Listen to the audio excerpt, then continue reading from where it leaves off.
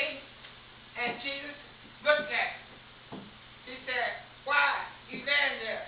I can hear it." He said, "Oh Lord, I don't have nobody to put me in the pool when the angel come down and trouble the water." Jesus said, "Take up your bed and walk." Jesus, he rose on the third day. The same Jesus who said, "Take up your bed and walk." Every eye will see him when he comes. And Revelation 1:7. All who is alive will see Jesus. Jesus, when he comes, the same man will be coming on the cloud. He rides on the cloud. And the cloud is the dust of our Lord's feet.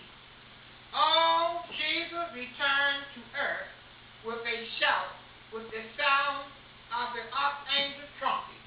And that will be Michael. All the angels with him. That's Matthew 25:31. When that day comes, no one knows but God. When that day comes, no one will know that day but God. Jesus is coming this time with the salvation for them who will be waiting. Ain't no soldier going to be putting him on a cross this time when he comes. He is going to be the power. Ain't nobody going to be running up there whooping him. Because he come and get them that believe in him. Them that have made him their Savior. I love God and I know the kingdom. Psalm 128, verse 1. Bless everyone that fears the Lord, that walketh in his way. God created the world and everything in it belongs to him. He created by the word of the Lord. Psalm 33:6. God, he doesn't need long age of time to accomplish his purpose.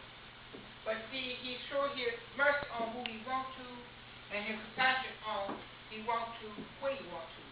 When he sends his word out, when he speaks his word, it's going to do and prosper wherever it sent it before it returns back to him void. Other words, when God speaks, it's done. His word not going to come back to him void. When he speaks, it's not coming back to him to do what he said do. He has that kind of power. God said, when he said, "Let's make man," God created male and female his own image. So we are creating something like God. Jesus, he may have had a body that God prepared for him to come down here in the fashion of man. But now, God is a spirit, and who worship him must worship him in spirit and truth. Why did God make people?